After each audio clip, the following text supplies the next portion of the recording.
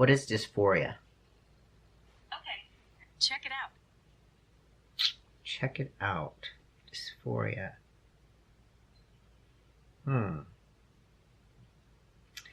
So there's a difference between gender dysphoria and dysphoria.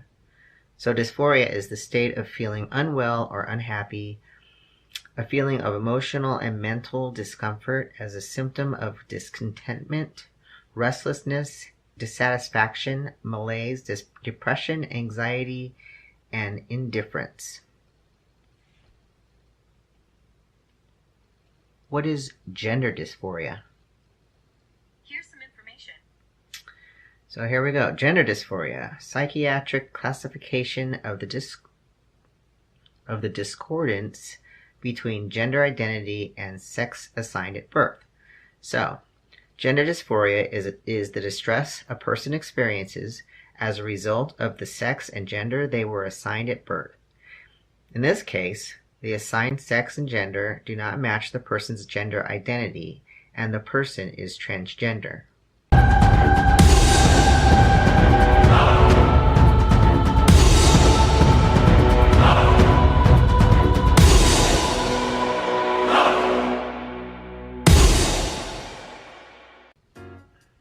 So there's this huge discussion going around in the community right now as to whether you need to have dysphoria to be considered transgender. So I have a few questions here that I'm going to read off, and I'm going to try to answer them. And these are just my views and how I see things. So please don't think that I'm not an expert. And so no hate, please. This is just one person's view, and it's mine. So the first question is, do you have to have dysphoria to be considered transgender? Okay, so I believe the answer to that is no. So let me try to answer the question. The trans label is very loosely defined and can include gender non-conforming people. Okay, so, and gender non-conforming people don't necessarily have dysphoria. So the trans label is basically self-identified. So it's how you want to identify yourself. Now, to get gender confirming surgeries, you have to have the diagnosis of gender dysphoria, which means you have to have dysphoria. Okay, and that's per insurance purposes. But like I said, not everybody who is transgender has dysphoria, in my opinion. Let's see. Second question. How are you gender non-conforming if you don't have dysphoria? Well, that's a really, really good question. Let me see if I can give you an example. Say you are female, assigned female at birth, and you like to wear your hair short, you like to wear men's clothing, you have no desire to go on hormones or to change your pronouns or your name, you're fine with your genitalia, that's a gender non-conforming person, and they are still transgender.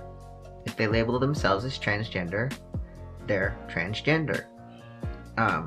So, there's this proverbial umbrella, right? That is a transgender umbrella. And under that umbrella are all these, subtypes, okay? All right, question number 3. Are gender non-conforming people considered cisgender? Well, not if they label themselves as transgender. The trans label includes a lot of different subtypes, as I just went over. Okay, question number 4. What about cross-dressers? Now, cross-dressers are under the transgender umbrella, but not necessarily do they consider themselves as transgender. So it's how they want to label themselves. So, and cross-dressers have many reasons for,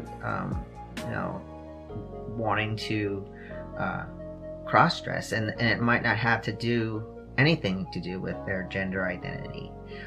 They could cross-dress because for sexual pleasure, or they can cross-dress because of entertainment, like as in drag queens or drag kings, that sort of thing. So you could be transgender or you could not be. It's just how they want to identify. Do you see the basic underlying tone here is how you want to identify? It's not for me or for Joe Blow or anybody else to tell you how you identify, right? Question number 5. Doesn't gender have to do with genitalia? So the answer to that is, in my opinion, no. Gender is in your brain. So trans people have a disconnect between the brain and their assigned gender marker. So you might think that that means dysphoria. Well, this isn't necessarily so. Some people want others to recognize them as genderless, for example, and not want to change their bodies. Like they might be, again, agender or bigender and not want hormones or surgery, but they're still trans. So, and also, hear me out. Like, if you have terrible top dysphoria and you take care of that by having surgery, and if you have terrible bottom dysphoria, you take care of that and you have surgery, and you're on hormones and you get the facial hair you want or whatever, and like, so all of your dysphoria is gone now. Does that make you not trans? No, you're still transgender. I mean, you might pass as cisgender, and if that's how you want to be, that's fine. That there's nothing wrong with passing. A lot of people, that's their ultimate goal, But in my opinion, it still makes you transgender. And there's just no one way to be trans. So, not to get off topic, do you have to have dysphoria to be transgender? And I say no. I say that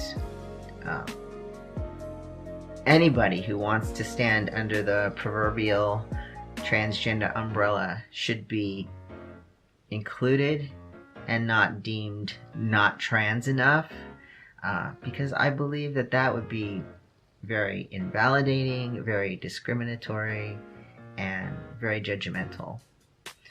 So I hope that kind of explains my feelings on whether you need to have dysphoria to be transgender. So, enough said. See you next time.